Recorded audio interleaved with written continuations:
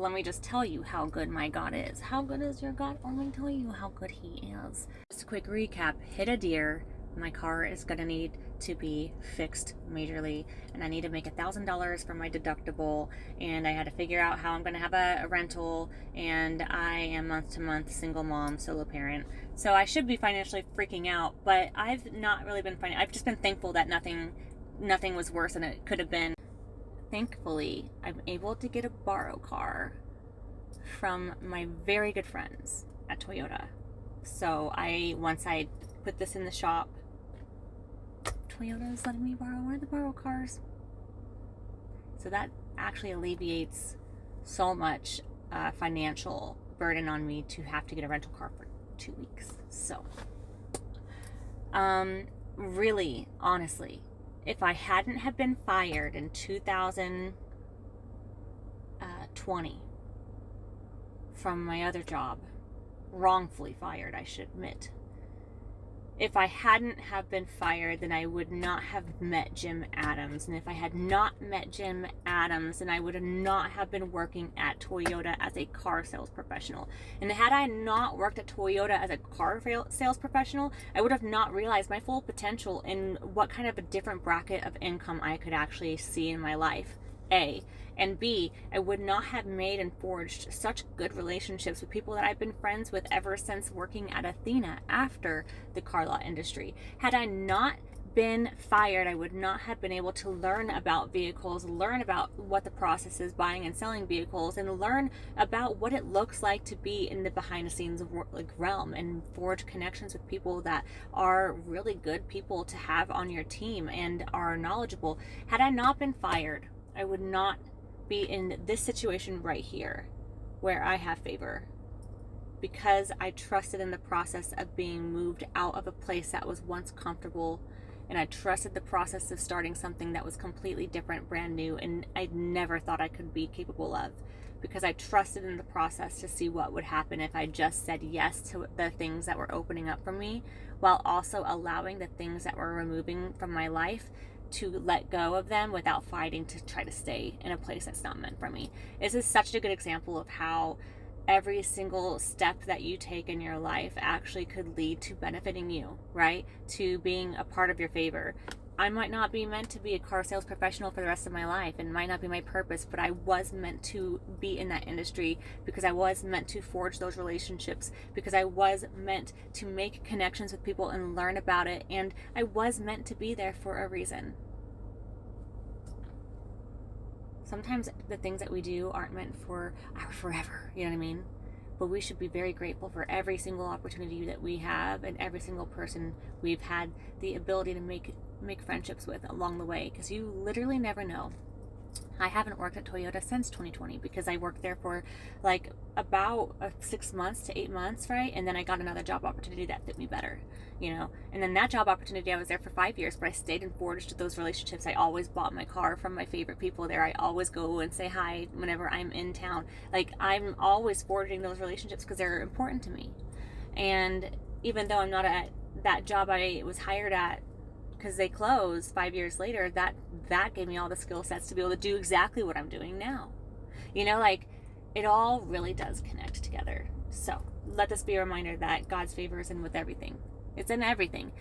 Redirection. It's not rejection. It's redirection. Whether it's a job, whether it's a deer hitting your car, whether it's whatever financial burdens that you're looking at, if you understand that it's not redirection, or it's not, sorry, there's a spider climbing up and I was distracted.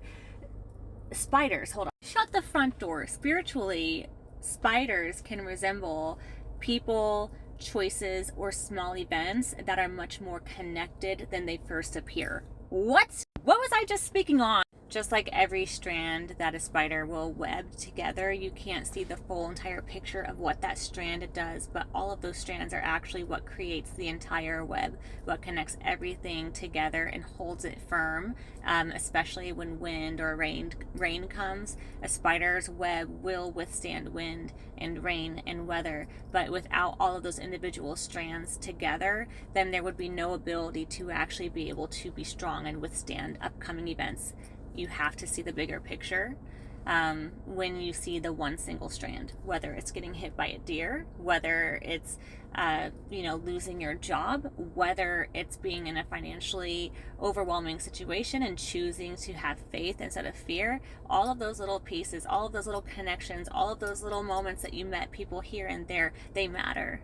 You just have the one opportunity to see the one strand, but you have a whole bunch of strands that you're allowing to create your web, which is your firm foundation, which is your favor, which is exactly what your purpose was here on earth, was to be open to the connections so that you will be fully connected and your webs will be fully connected in the future. So much more can go into that, but I just thought that was like, why is there a spider of all things climbing on my windshield and I just parked? So like, how did it even land there?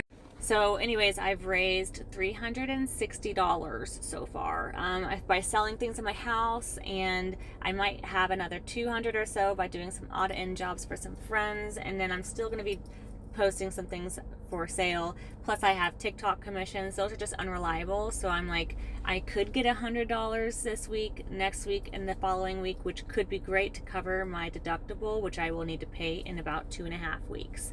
But yes, so I just wanted to say, God is good all the time, and all the time God is good. And it's one of those things that's like, when you share your favor and your blessings for other people, it only allows the expansion of faith. Not only with myself, but me sharing my testimony will give somebody else faith in their situations when they only see a storm, to remember that the storm is much smaller than we think. Because if you're on the right boat with the right people, you're in the right hands, right? Are you in the same boat with the man who can walk on water and can sleep through the storm because he knows the ship will stay above the water? Or are you in a storm of people who are fearful and trying to throw everything off the boat to figure out why they're in this storm? Why me? I stopped asking why me a long time ago. Plenty of things have happened to me in my life that have shaped me. Instead of saying, why me? I say, God, use me to be an example of how good you are. And that's exactly what he does every time. And every time you go through trials and tribulations, your personal trust and your personal faith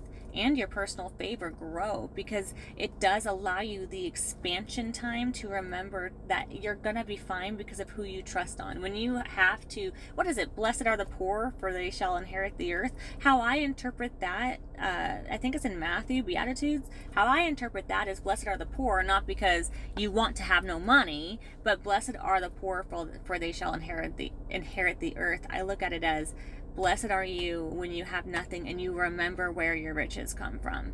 You remember where your riches are from. And you remember that you are always favored. Because blessed are the poor, because you are always going to remember where your eyes should be looking at when you have nothing and when you have everything. And that's how I look at seasons like this. When I have everything, I will still remember where I got it from. I won't get lost in the rat race, and I won't get lost in the pride, and I won't get lost in the materials, and I'll be able to enjoy that life and also remember who gave me that life and also give back. And I'm also so excited to find and see the people like me who are often overlooked because we're so positive and we're always going and we're doing this and that. You're so busy. You're always doing things.